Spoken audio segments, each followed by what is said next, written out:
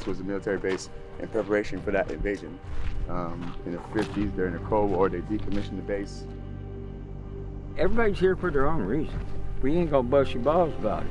But we are gonna investigate to a point. Because if you're a child molester, well, we'll sneak up on you and we'll bury you. I lived this life so long that if someone takes me to San Diego, I freak out when I see grass or like a Burger King. The first thing on the list is don't die. The second thing is make sure your friends don't die. The first season I was here, I was stabbed in the chest with a screwdriver. 10% of those on average die, so we have 15 deaths this year in 60 days. As long as you're not smoking dope and stealing shit at 3 in the morning, you lead drinking and smoke every day. You are twice as safe being a combatant in Afghanistan than you are here. I think this is a place where people come to say no, you know, because it ain't right out there.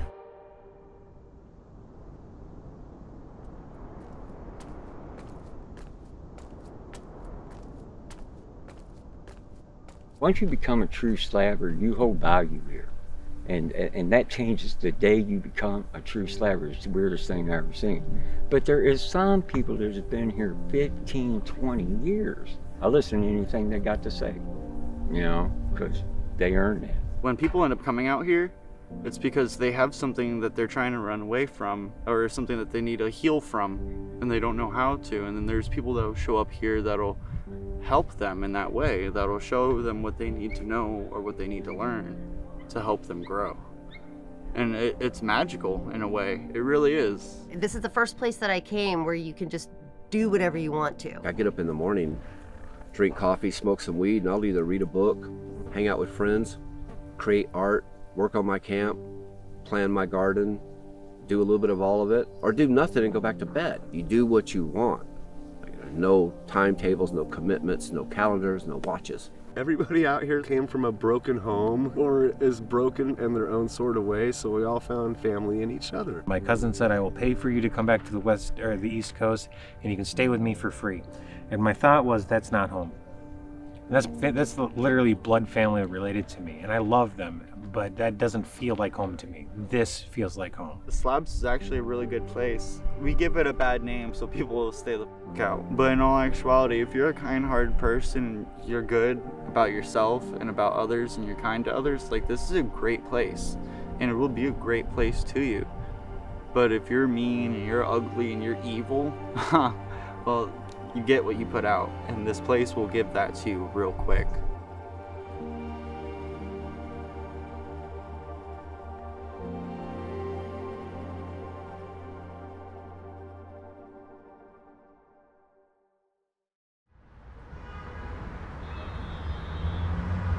This is Los Angeles, population 3.9 million. And this, less than 200 miles away, is Slab City, a summer population of a few hundred and a winter population a few thousand. To say Slab City is different wouldn't quite do it justice. In 2012, a journalist from Time magazine summed it up as follows: if the Burning Man Festival were a permanent settlement instead of a week-long escape, remixed with a hard dose of reality, this might be it. The Slabs is not for the faint of heart. It's a place where you earn your stripes. People respect your tenure. Slab City is a squatter's encampment and has been for decades. There are no public services such as electricity, running water, or waste pickup. But there's also no rent. Because the barter system isn't uncommon and trash tends to pile up, repurposing is a part of the lifestyle. Until I moved to Slab City, I always looked at something for the purpose it was made. And when I lived in the city, I would have never thought this is nothing but a bed spring. This makes a really sturdy fence.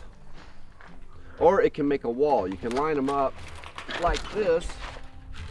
So this would be the inside of your house. And stack them up, then staple screen to the back so the bugs don't fly through. Then you sit inside and the breeze comes through. People can live here for years on less than $100 a month. That's partly because they look out for one another. Love thy neighbor is more than just a mantra. And if you don't play nice in the sandbox, this is what happens to your camp.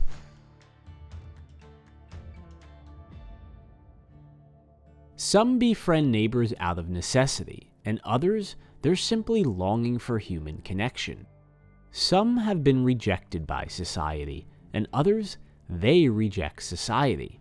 Nonetheless, people tend to come here for a hard reset, a new identity. We have people who have nowhere else to go. We have felons who serve time for murder on the community board. No one cares. It's what you do here. Greater society, identified as Babylon in the eyes of local residents, known as slabbers, is not for them. First 3 months I was here, I had 36 cents in my pocket, you know. Nobody cared, nobody asked, it wasn't up, you know, it wasn't even a thing. It wasn't an issue. Nobody asked me what I did. They still don't ask me what I did. There's a lot more I can say about the community, history, social hierarchy, topography, resident initiatives, and culture, and I will in the next several minutes. For now, let's wrap this up and talk to some slabbers. I went on a mission to discover the truth about Slab City. The good, the bad, the beautiful, and the ugly. And like any slabber will tell you, there's a mix of all four. This is, without a doubt, a very, very special place. So without further ado, I present to you Slab City.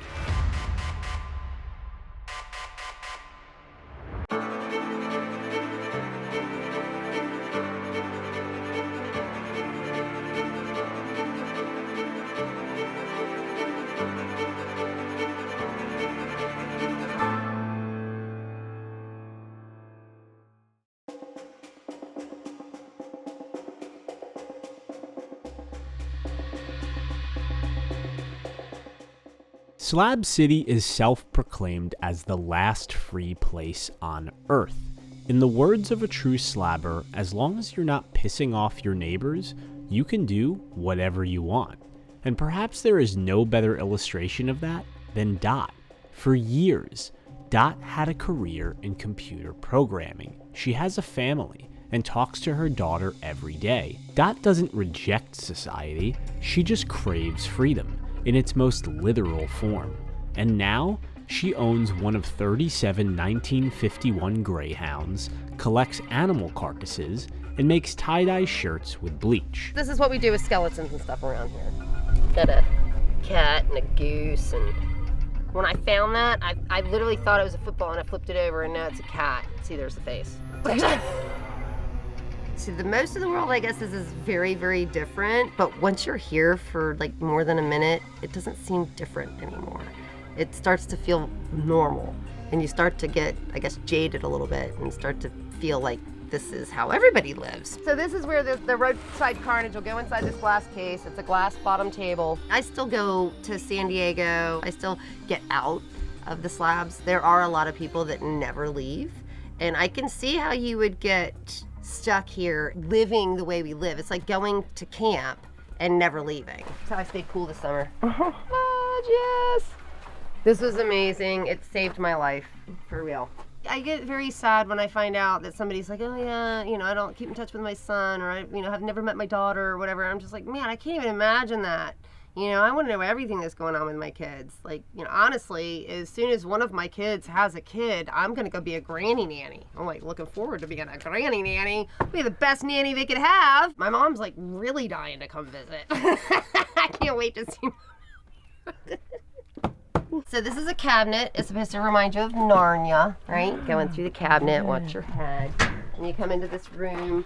We'll have more artwork. Most of the artwork is inside that trailer with the books. But yeah, that's where the chicken Heather sleeps, Princess Castle. This is the first place that I came where you can just do whatever you want to. I've lived in a lot of towns. I've thought about doing like a tourist attraction kind of thing, other places. And this is the first place that you can do it. There's no county or government organization that's like, wait a minute, you can't set up this whole, where are your building permits and all those things that stop you before you even get started. In there is the Skeleterarium, which is full of all the bones and weird things that I have collected since I've been here. So it's basically a trailer full of bones. I don't consider myself stuck at all. I like what I'm doing, and I'll do it until I don't enjoy it anymore, and then I'll do something else. So what happens is, like, things die out here, and often the ants will eat the carcass so quickly that it preserves it. Like, that's how that ringneck snake is, like, perfect. And I found it just like that. I like to reuse anything that has any other use whatsoever. A 1951 Greyhound bus. They only made 37 of them. I don't know which one this one is. It says the serial number up here, and that's the number of it, like number 14 or something. They were too heavy. They were called the Queen Mary, so they took them out of production. They like stopped production on them at number 37. There's only like 4 or 5 of them left, and this one still runs. Step on up inside and get a good view with the camera. Where did the clothes come from again? All sorts of places. I have, I think 5 collections of like people who've passed away where literally they just didn't know what to do with this hoarder stuff, so they brought it to me. There were a bunch of thrift stores that went out of business during the pandemic, and they just dumped all of their stuff over on the free slab. So everybody just took as much as they could. Because of the amount of clothes that I have, when people see the clothes, then they're like, oh, right, so the next time I go to Goodwill, just bring it to you. I'm like, yes. So a lot of it comes that way too.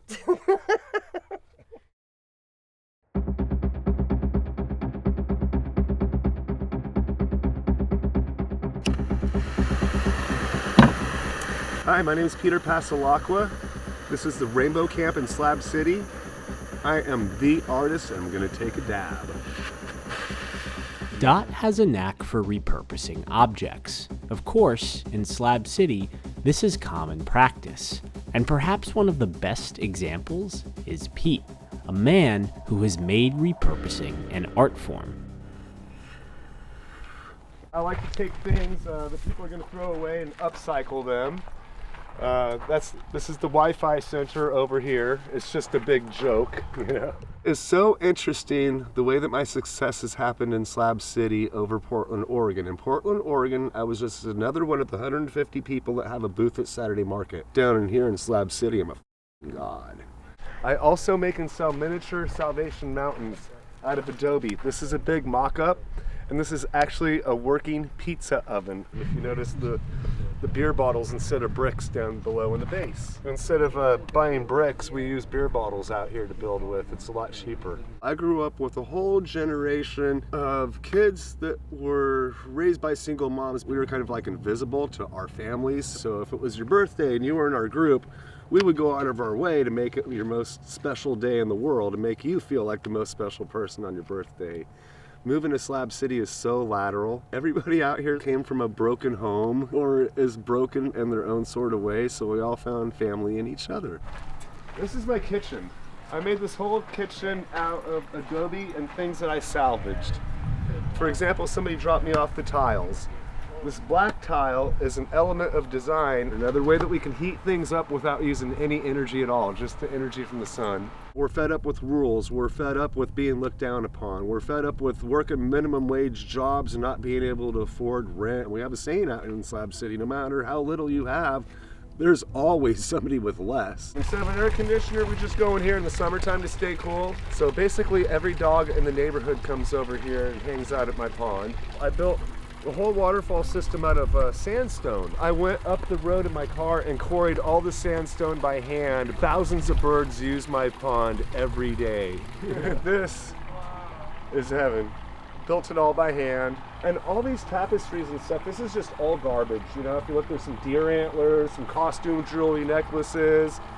I'm 51 years old. I have 50 years left on this planet, but I have over 100 years worth of art ideas in my head. Touring Pete's camp, it was very obvious. He put an enormous amount of time, energy, and other resources into his camp, his quote-unquote property.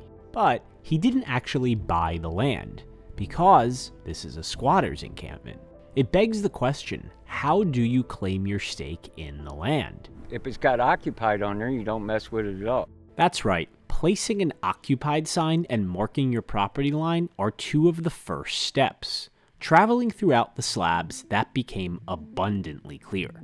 People will use anything and everything to mark a perimeter, most commonly tires, and some can be a bit more aggressive. The majority of slabbers are seasonal, so what happens to camps if left unattended for the summer? You can either have someone watch it, which may or may not be successful, or you stay. The larger camps like this and lots of others, you know, generally one or two people agree to stay for the whole summer, you know, to hold the place down. Because if you leave it vacant, you can come up and take it. When a camp develops over time, it develops a sort of equity in the community, and some will attempt to sell, like this listing that is online right now. Now, we understand how one claims land here, but how does the outside world, otherwise known as Babylon, recognize slabbers and their property? Local schools do, and pick up kids every day. This is jurisdiction of the county sheriff, and for the most part, they stay out of the slabs, but they will patrol and respond to calls. The Postal Service does not recognize the slabs. UPS and FedEx, though, they've been delivering here for years. People simply make up an address, and as long as the signage is clear, they'll deliver it. That's right, every day, like much of the US, Amazon Prime packages are delivered throughout Slab City. There was a couple people on the internet out here started ordering stuff and convinced these UPS and FedEx guys to deliver out here.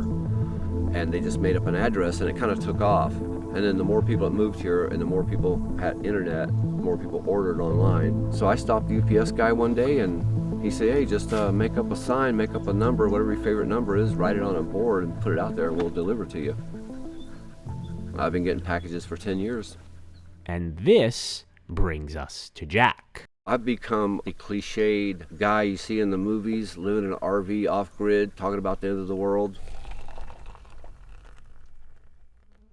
I was living in San Francisco and lost my main job. I was in property management. I worked part-time as a florist and I worked part-time for 2 jewelry makers. Christmas Eve, I was house sitting. I went to Google and just for fun, I was just joking around, I typed how to live for free. I'd never heard of this place. Never heard of this place in my life. And when I enter, there's all this links, free this, free that, but I seen Slab City. Didn't sound appealing, so I didn't click on it. But as I was going through them, there's all these Slab City, Slab City, Slab City, Slab City, free living, last free place in America. I'm like, last free place in America. When I click on it, and was amazed. And so I came down here. I told everybody here, I said, oh, I'm just here for a year, and I'm just taking a break from the scene. I'll regroup, clean myself up, and get my resume together. I'll go back to the city and go back to work. So I come here. And I'm sitting around drinking my coffee thinking, how am I allowed to get away with this? How are these people, how come someone's not showing up and telling us no? Like, you can't do this. And I was looking at all these people building these structures. I'm like, no one owns this property. What are you guys doing out here? There'll be a roof over this, and then this will be the entry. And that's a wine bottle floor. Shade cloth will be over this area. So you make these and hang them up throughout the camp? My friends make them. This is all scrap wood I find. And then when they come through to stay with me in the season, they paint on my walls. That was a wall board. And you can see I got a stack of them here. This is not like being in the real world. There's no pressure, right? So out there, every 30 days, I gotta have X amount of dollars to live. Here, that amount is so small. If I told you exactly how much money I live just to scrape by, $30 a month. How do you eat? EBT card. I don't have a job. $30 a month you can live on if need be. If I need be. 2012, 13, and 14, barely $30 a month. My water tank is 100 gallons and it costs $25 to fill it up. That lasts 30 days. My stove is propane and for 15 bucks I can get a tank for 3 months. There's no rent. And once you get your solar system up, the sun never sends you a power bill. My RV's paid for. The motor was blown in it. Only paid $1,000. Everything inside of it worked. All the plugs, fridge, lights, everything worked. So now I got this tiny house. For only $1,000. Like, I own the paper, it's sitting on land that I don't have to pay property tax on. And I got my solar system up, and I got air conditioning, I got a refrigerator, I got a swamp cooler, I got lights, charged cell phone, I got the internet. And I got I got everything I had in my apartment in San Francisco. But this is not costing me nothing. It's free. This allows me to run my AC 10 hours a day, have my refrigerator on 24 hours a day, 24 batteries. And up on top are my solar panels. I have 6 280 watt panels. Then I've got this charge controller here. I've got it broke down. I've got a 60 amp and a 30 amp charge controller. And then this bad boy here is my power inverter.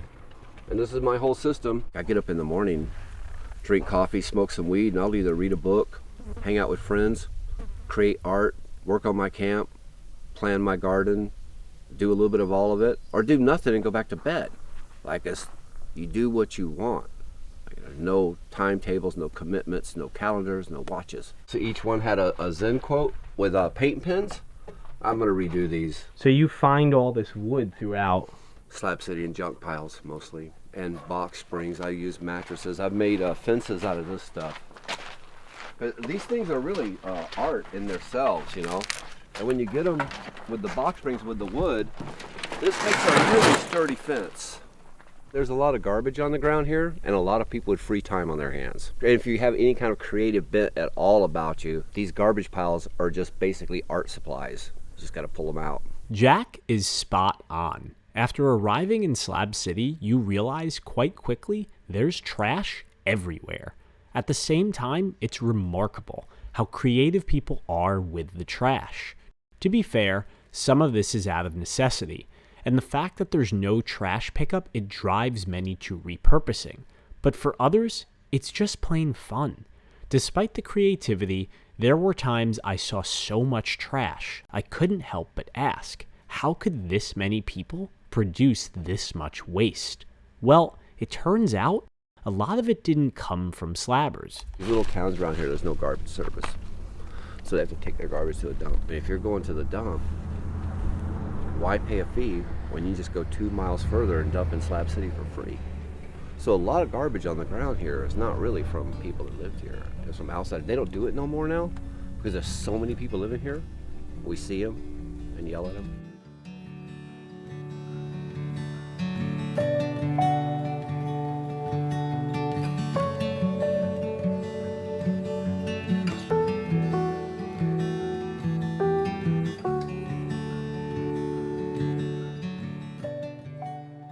So this is a solar This oven. is a solar oven. I cook anything that I cook in a regular conventional oven.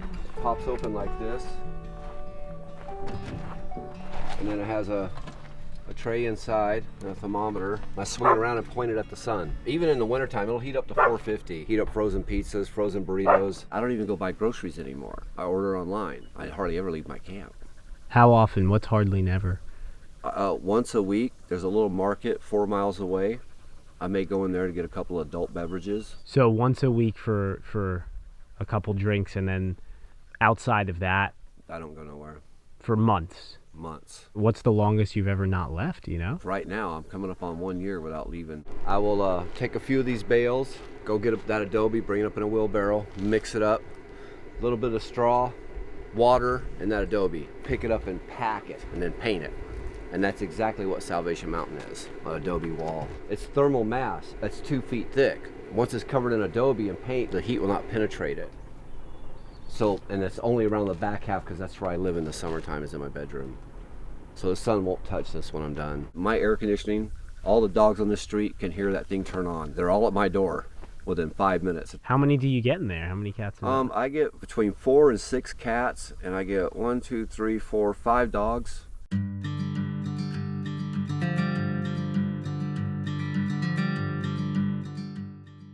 Virtually every camp you visit has cats and dogs, and just like the people, rules for the pets are numbered. Most cats and dogs roam freely, walking, running, playing, and even sleeping for days at other camps is not uncommon. Dog lovers abound, which brings me to another local, Lewis. Most people are hanging out with, Jill from accounting and Matthew from management. I hang out with Tomahawk and Black Jesus and nobody. Yeah, it's fun. Before we jump into Lewis, though, we're going back to history class. How did Slab City get its name? And how has it evolved since its inception?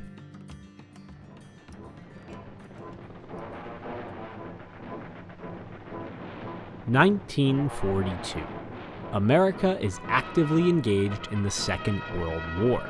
The Navy is evaluating sites on the West Coast to be used as a training area for artillery and anti-aircraft technology. San Diego is the most desirable location, but the airspace is already heavily trafficked. So they look east, just over 100 miles, to Imperial County, deep in the Sonoran Desert. There, in March of 1942, the training facility of Camp Dunlap begins construction. Virtually the entire infrastructure is built of temporary materials. Shortly after the war, the base is decommissioned. Most of what came in is carried out, except the building's concrete slab foundations, hence the name Slab City. Years later, the Department of Defense transfers the property to the State Lands Commission of California. Having fun yet? Well, there's more. Currently, a group of Slab City residents have a pending application to purchase the land. This has been pending for years. And it gets more interesting. Any proceeds to the sale of Slab City's land will go directly into the California Teachers Retirement Pension Fund. Any revenue generated from one of the most notorious squatters encampments in America will go directly to the California Teachers Retirement Pension Fund. To this day, despite Camp Dunlap being all but an afterthought, there's still plenty of military activity nearby. It's like a show, you know. Some nights when they're doing their war games with the flares and the lasers shooting around and you hear the big guns, they shoot every gun available over there. On a near daily basis, dozens of armored trucks and transporters will roll through the slabs, many exchanging waves. It's not uncommon fighter jets or helicopters fly overhead. Some nights they'll come over so low, if you're laying in your bed, you'll feel the rotor wash in your chest. The thumping, thump, thump, thump, thump, thump. And because of the active artillery range nearby, bullets and casings are routinely discovered by slabbers.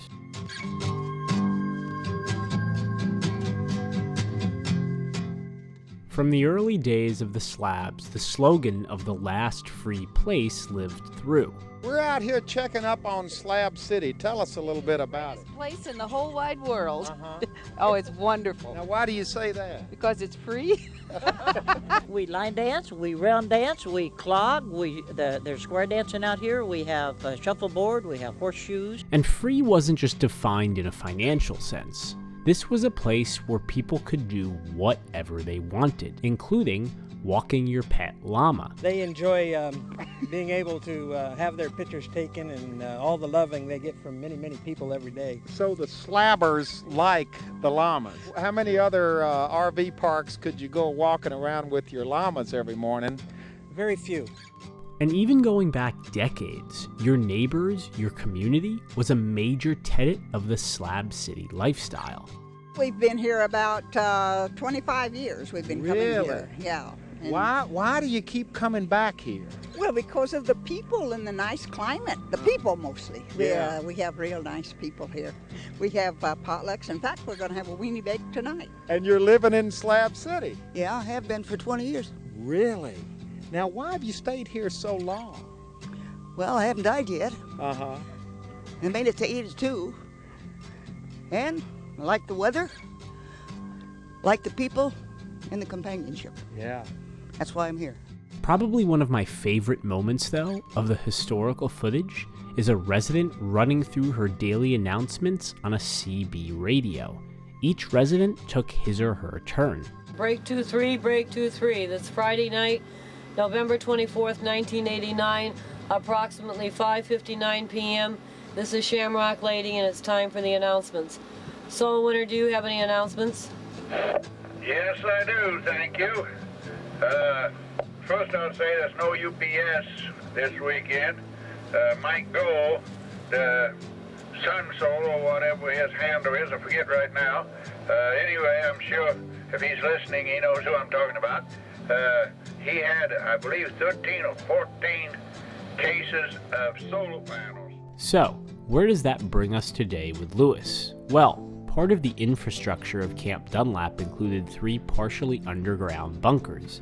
These bunkers were allegedly used to store ammunitions. Today, they're some of the most sought-after locations in the slabs.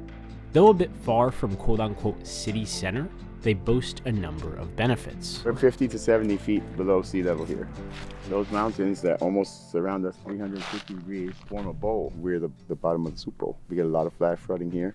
We get hurricane force winds. We have hundreds of earthquakes a year. I feel it on a regular basis. We are on the San Andreas Fault. People watch on YouTube and they're like, oh, it's easy. I'll just put this up or put that up. But when you get here, the people make it difficult. The rain makes it difficult. No services. It's a lot harder than it looks. And on a regular basis, we have natural disasters that would shut a city down. And we're just like the next day, we're like, okay, I guess we're rebuilding the 1/3 that was destroyed. So that's why the bunkers are prized, because if there's hurricane force winds, they're not going to affect them.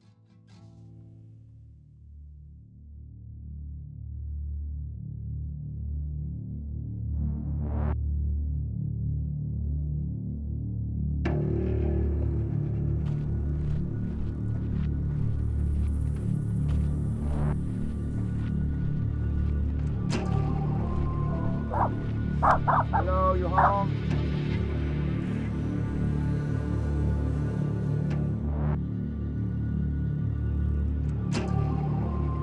Everybody home? So what happened here? Burnout. Property's in dispute. People can just burn your house down. Most people don't call the cops here. They tend to be their own police force. Nobody gets arrested for it. Everyone's a slabber. During the season, with 3,000 to 5,000 people live here. During the summer, only 150 stay. I'm one of those 4 times in a row. 10% of those on average die, so we have 15 deaths this year in 60 days. That's how rough it is. You are twice as safe being a combatant in Afghanistan than you are here during the summer.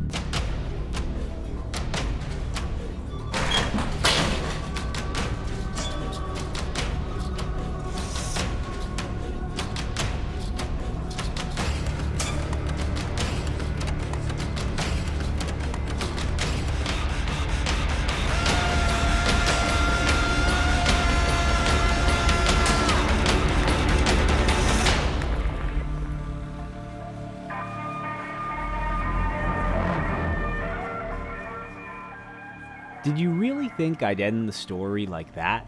Part 2 starts right now.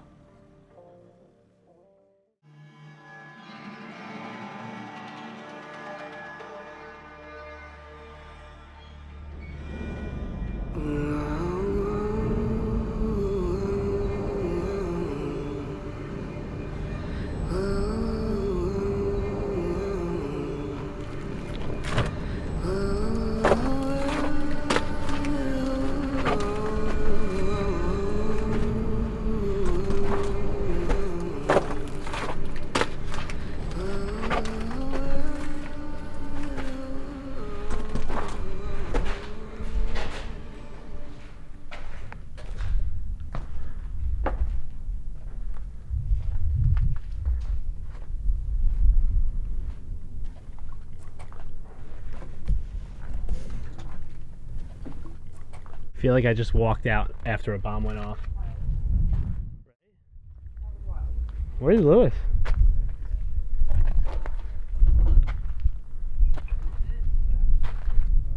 It's all random stuff I found here. These are smoke grenades, smoke screen, M18. I got about a dozen of those. I found an old radio antenna. This is my second one. They're great for Wi-Fi. Some old military ammo belts. Pretty cool. These are great. I can hook that directly to a solar panel. Doesn't matter the voltage, it'll spin faster or slower. If you're wondering how Lewis became so handy, well, you're not alone. Lewis carries years of experience as an engineer. Need an iPhone repaired and live in the slabs? Look no further than the man that does backflips off his roof. All right. I'm from the Bronx, from the housing projects. I was born poor and in a violent place, and I got successful like Jay-Z. They pull you out of the projects and throw me into 30 Rockefeller and said, come, use your talents to make more people buy more shit that they don't need. Forget about the people who lifted you up to get you here. Forget about the people who fed you. Forget about your family back there. They can't get into the parties. They're not cool enough. So I feel guilty about it. I provide a lot of services here. I do a food pantry, like I'll box everybody food. I do attic services, needle exchange, Narcan tests. I have all the attic services here, like alcohol prep pads, clean needles, Narcan tests. They drop off their dirties. I never put a needle in my arm in my life, but my mom was a addict, and it's been clean for decades. She's got an NA keychain taller than her.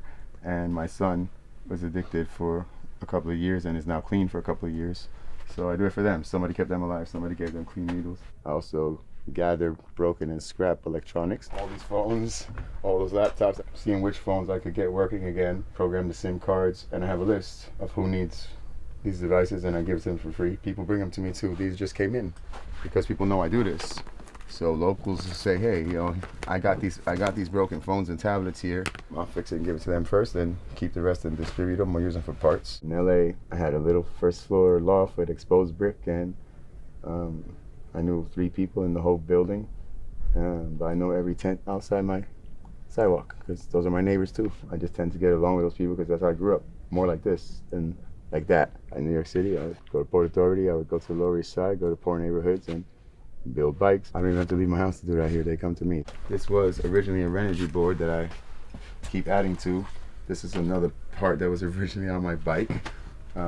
This little guy here plus the battery that attaches to it, which I have around here, is the equivalent of 2 car batteries, 2 solar charge controllers, 4 USB outputs, 2 DC outputs, 110 output, cigarette lighter output. My last paid job was a professor of computer science, taught at the Digital New York Film Academy. I taught mostly veterans in like 20 programming languages. My specialty is actually artificial intelligence. Most people don't find out what I do here, or that I was a professor or anything, until I know for a year or more, until they hear the rumor and they're like, why do they call you professor? It's not a nickname, it's a title. It's the last job I had. To Lewis, giving back is a way of life. But he doesn't do it alone. Another slabber, who wished to remain off camera, has a partnership with a nonprofit out of Los Angeles, which, among other services, provides a safe needle exchange. My name's Soma, and I'm the director of the Sidewalk Project. We are a harm reduction organization that works directly on the street. These have dirty needles in them. Let me show you something.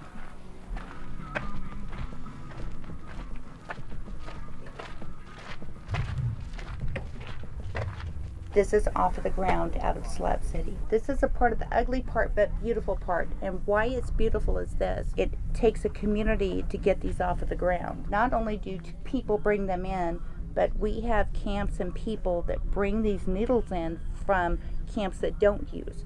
They will literally go and bring them in, just picking them up off the ground. Let's put this in perspective for a moment. This is like residents of a city walking around, picking up dirty needles off of the street and delivering them to a site for processing. The fact that she collects so many of these needles and does it, so consistently, this is very, very successful. It's beautiful. Keep in mind we have a base population of 250 and only about 10% of those people use needles. 25 people consume that barrel. Yeah. When we started the harm reduction program out here in the slabs, there was a young man that was actually in the business of resharpening these needles without sanitation. And the MRSA infections and the cysts, Hep C spreading around, so on and so forth, was out of control. We're not promoting the drug use. We want them alive and healthy long enough until they can make the choice. This summer, we have helped 6 people go to rehab. I've had people come from as far as El Centro for Narcan. El Centro is about 50 minutes away. Narcan is a life-saving device, and I'm not going to turn them down. I'm just not. People are coming off the grid to get access to services that they can't get on the grid, which is so counterintuitive. It's mind-blowing. I expected to serve a base population of 250, and now it's turned into thousands.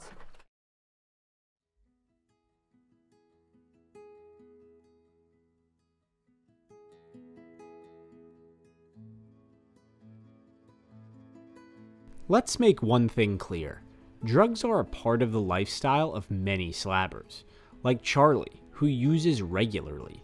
Charlie isn't proud of it, but he's honest about it, and we spent nearly a full day together, starting with a visit to his friend's trailer, JD.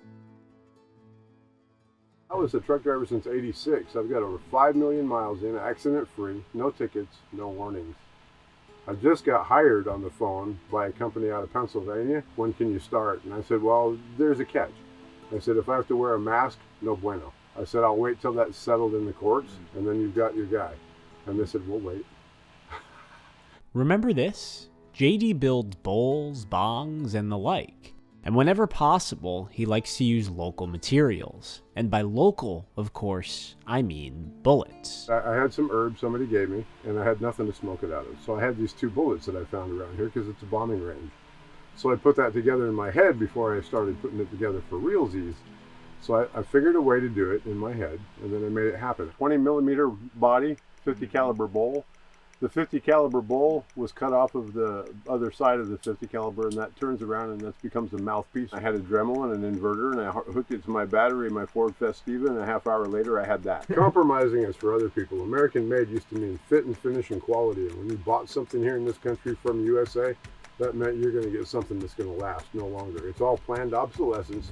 It's all make it on the cheap. You find the need of the people, you'll do okay here. We've been But keeping if the you're faith not good before at that, weed was legal. you're not going to make it here. And then you're not going to say, who wants to sit here and be broke every day? Speaking of the need of the people, Charlie has a business of his own. He actually purchased it from the previous owner, Bill's Bike Shop. Most people don't have working cars here, and if they do, they're not the most reliable. However, the weather for half the year is relatively mild. The slabs aren't that large if you want to get from point A to point B. And there's a mini-mart 4 miles away, the closest on-the-grid stop for slabbers. And what does all of this have to do with Charlie? Well, you find the need of the people. Bicycles are extremely valuable here. Growing up on the south side, I used to be a bike thief because we were too poor. We couldn't afford a bike. So if I wanted a bike, I had to go steal a bike. I ended up finding out years later that I'm not very good at stealing because I was doing life on the installment plan when I came to prison. So I snapped the hell out of that. Most people I meet here, they don't have a lot of communication with the outside world. I don't either, but it's because I'm a drug addict. And I don't want to bring no embarrassment to my family. I love my siblings very much, you know. But I think they've always went through their life thinking I don't want nothing to do with them. It's the farthest thing from the truth. Let's face it, man, I shoot dope, man. I do it every day, sometimes twice a day. I don't want my mom to know that stuff. I didn't want my dad to know that stuff. I'm the oldest in the family. My responsibility as an older brother, I feel a little guilty about that. Growing up, they never seen me. I was in juvenile institutions. And then once I graduated to 18, then I went to the joint. When I got there, I joined the Aryan Brotherhood and I became a member. They tried to kill me and my friend. They killed my friend. The brotherhood that you joined? Yes. And I denounced them since then. I was 19. I wanted to prove myself. I wanted to be a part of something. I was never a part of nothing.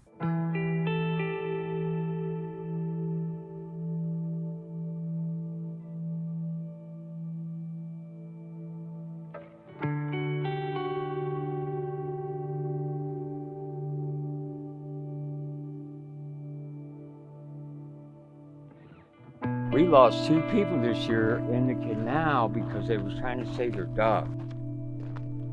I try to explain to these people, I know you love your dog, I understand it, but you don't understand if you die, how it affects us as a community. I mean, 17 deaths this year, man. Last year I lost 3 friends.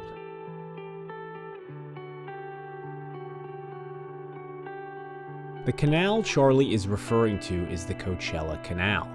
Part of a series of Colorado river-fed aqueducts, a small portion of its over 100-mile span borders Slab City. Because most don't have air conditioning and daytime summer temperatures routinely exceed 100 degrees, the Coachella Canal provides some respite from the heat. However, it's deceivingly dangerous, and authorities have repeatedly made attempts to stop people from accessing it. Once you go up one of them drops, it's so deep, the water keeps you under there. You will not get your breath back before you get to the top. Nonetheless, people find a way through. Each year, everyone from slabbers to their dogs to children to undocumented immigrants drown in the canals.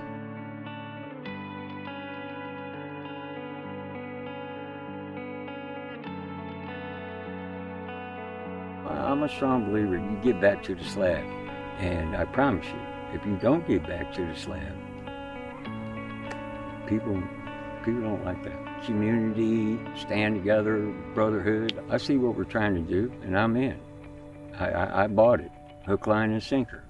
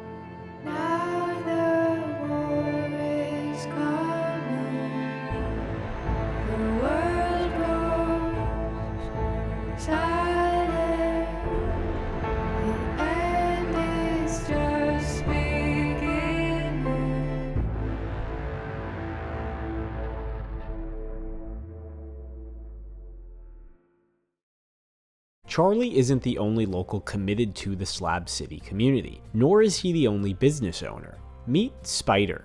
Spyder has lived here for over 10 years. He provides monthly meal plans, offers several structures of his property on Airbnb, and is considered to have one of the most desirable camps in all of the slabs. This is our littlest cabin in the desert. It's one of the coolest places to be. So what do people look for when they come to your Airbnbs? Like what type of experience? Because it's obviously a little bit different. Yeah, it's a little backwoods, but people mostly come because they enjoy the way I treat them, and with respect. People like that. What do you think about people that live in Babylon? I love them. I need them. I want them to come and see how I live. I've been here for 10 years. I've earned my stripes here in Slab City. The tattoo here says I'm a true slabber. We've been through a lot here in the slabs. I'm not very book smart, can't read very well, and I don't have comprehension of books very well. So whatever I do with my hands, and I make it better, and I improve on it. Putting all recliners around my fire pit. It's messy out here right now because I've been doing a lot of work. I rebuilt the kitchen and rebuilt the bar, and everything got shoved outside. It's 2 bunks. It's got power. People can plug right in there for their phones to charge their phones. Stays nice and warm in here during the winter. Yeah. This is very popular, one of my popular Airbnbs. This is one of the largest structures in the slabs, and I'm not done with it yet. Oh, hi, chicken.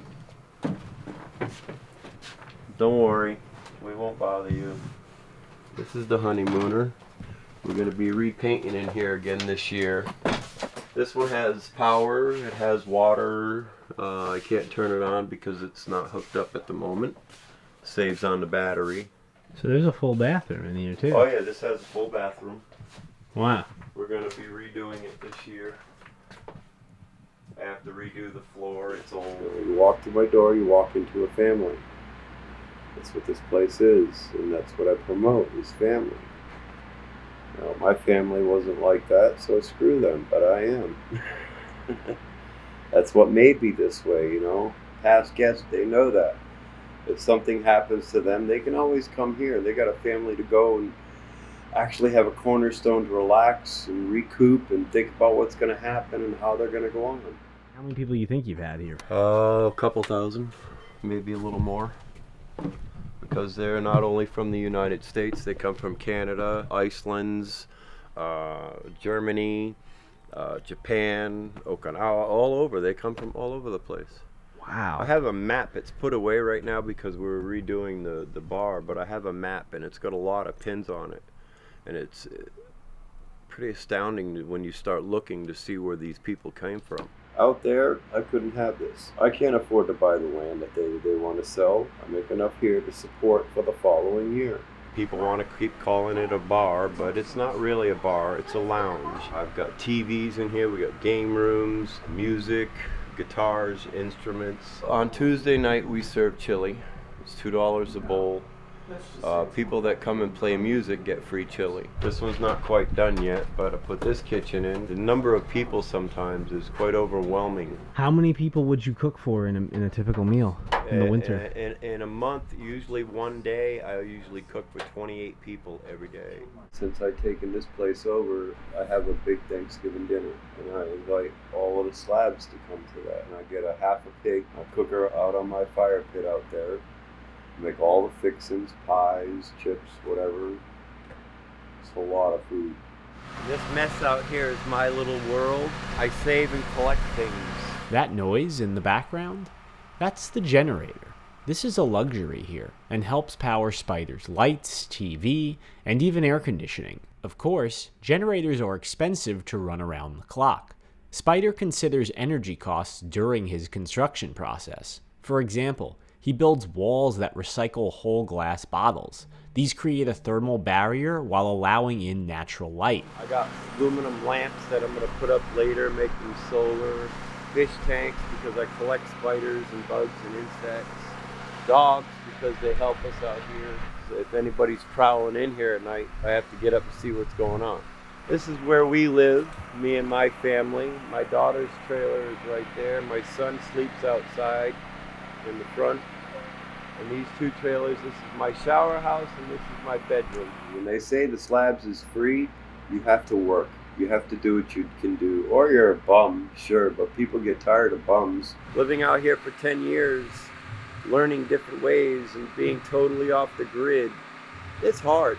You have to have an astronomical amount of money to be able to afford the panels, for Christ's sakes, that you would need in order to do that. If all my panels were on the roof, I'd have over 1 kilowatt of power.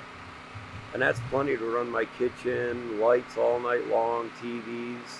I live like a king out here in Slab City because I make it that. When you go to the other camps and you see their lifestyles and how they're living, and I'm sorry, but some of it's dirty. You don't have to be like that if you put the work into it. As much as sometimes as we hate, oh, I want to sell this damn place and go, we don't. Slab City is a really cool place. There's a lot of beauty here. You just have to be able to open your eyes to see it.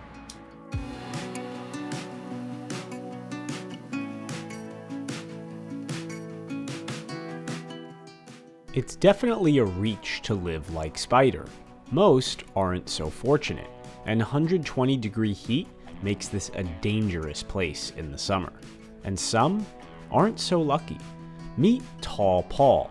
I came across him one morning cleaning a camp that bordered his own, of which he subsequently claimed. The previous squatter, he died.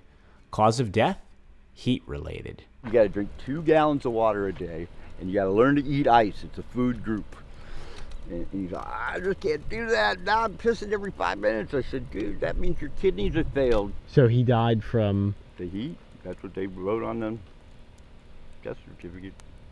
First 2 years I was here, I had food stamps, but I wasn't gonna buy ice because I had to buy food. So I drank the hot water. For me, I was down at the 0 mark, man, with just like nothing and nothing to look forward to. So I rode my bike 200 miles to get here. When I got here, this looked like up to me. How long have you been here? 5 years. Out there, they're always chasing you. If you're looking for cans, you got to get up early, beat the other can guys. You know, if you're sleeping like me, I slept along a bike path. You got to get up for the joggers and the dog walkers because they're the ones that love to call the cops. For me, this is great because there's garbage to go through and pick neat things out of. The first 3 months I was here, I had 36 cents in my pocket, you know. Nobody cared, nobody asked, it wasn't nothing, you know, it wasn't even a thing. It wasn't an issue. Nobody asked me what I did. They still don't ask me what I did. So what's the plan? I mean, you're There gonna... isn't really a plan. I just do what I do, whatever it is. I just got lost in the details and the minutiae. Because, you know, we're all going to croak. So it really doesn't matter what you're doing.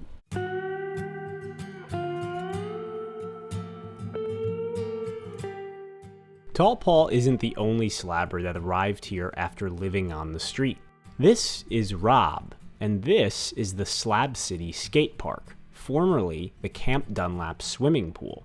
Rob takes care of the skate park because he feels it's his duty to do so. The person that built this place thought of himself as the janitor for the skate park. Living next to the skate park, you gotta make sure to keep it clean. But this isn't all he takes care of. Rob operates a soup kitchen named the Handlebar.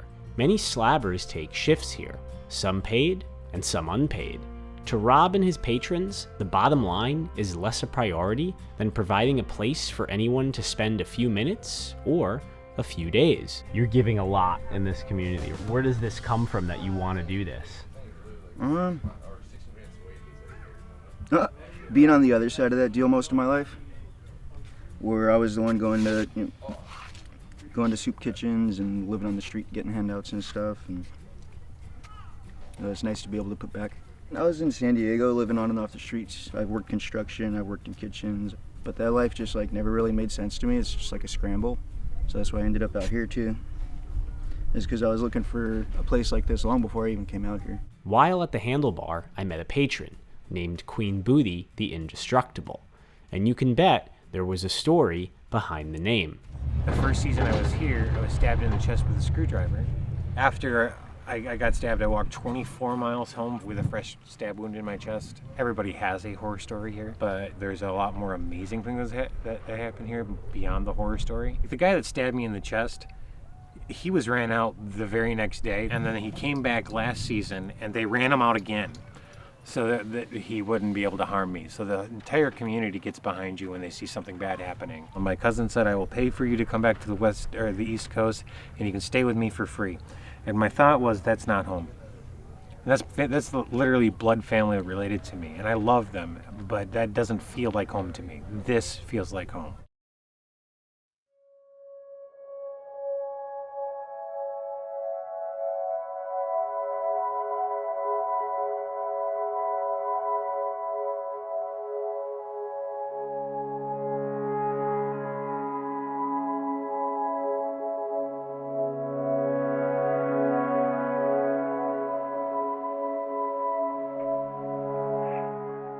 When people end up coming out here, it's because they have something that they're trying to run away from, or something that they need to heal from, and they don't know how to. And then there's people that will show up here that'll help them in that way, that'll show them what they need to know or what they need to learn to help them grow. And it's magical. For me, I had to come back. I've lived in community in a lot of different settings before. This is definitely the most challenging one. This is pirate camp. These are pirates, and they're a crew, and they'll go down for their crew. I came to Slab City to discover the truth.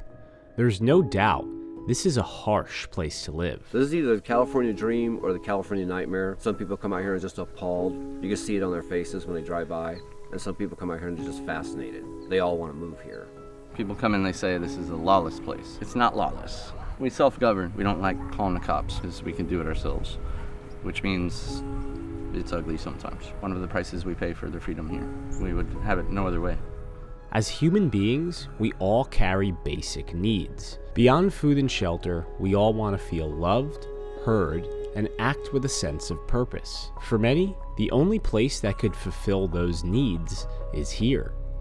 People end up making their own lives out here. I wasn't looking for anything, I just kind of wanted to quit everything, so that's usually when people come here. If anyone asks what you do, they mean what do you do here, not what did you do there. Wherever one decides to settle, compatibility is a factor. Slab City is not a fit for everyone, but it's definitely a fit for some. This place represents as best as it can a lot of things that I hold true and believe in. I can find them here and I can't find them anywhere else, like true liberty and equality and solidarity. People who do wrong and try to hide here will eventually get brought to the light and they will be taken out, one way or another. Either the cops will catch them or the slabbers will. And honestly, 9 times out of 10, you probably want the cops to catch you. Sometimes you just have to let the slabs do what the slabs does. I arrived in Slab City with the intention of staying a day, maybe 2. That turned into 5, and the day of departure involved dozens wanting to know when I'd return again. I didn't know about this place until I got here. I wish I would have found it 10 years ago. Out there in society, everybody's all me. I don't want to go back there. There is no judgment here. I don't care if you do meth. They don't care if I become a woman. Sure, my day trip didn't turn into years, but the community drew me in. Love thy neighbor is not just a sign, it's a message indoctrinated into every true slabber. We're all a big family. When your friend talks about some situation they went through, even if you weren't there, you understand because you've been through that before. Suddenly someone who was a friend is your family. Maybe tomorrow you're protecting them from some sort of harm. Nothing compares to this place. I would put my life on the line to save this place. You better bring the National Guard at least, because we aren't going to leave very easily. It will be messy.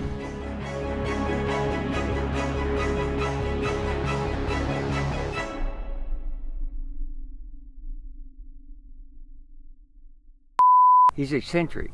He likes to talk about rocks. I don't give a about no rock. You know, and everybody here's got rocks. And they'll tell me this rock's worth $50,000. I go, what the are you just still doing here?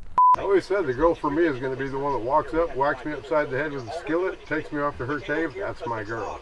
Like he's doing his business right here. He's like, hold on, I'm not done yet. He's taking it. Yeah. Is he? I'm pretty sure. He totally is. He's Are peeing. you having trouble? She's like, okay, now I'm done, and she's gonna bury it.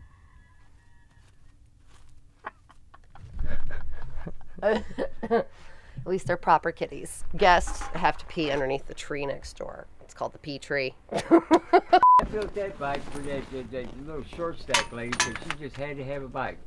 And, All right, Jeff, your turn. but I heard bitching, so I built one.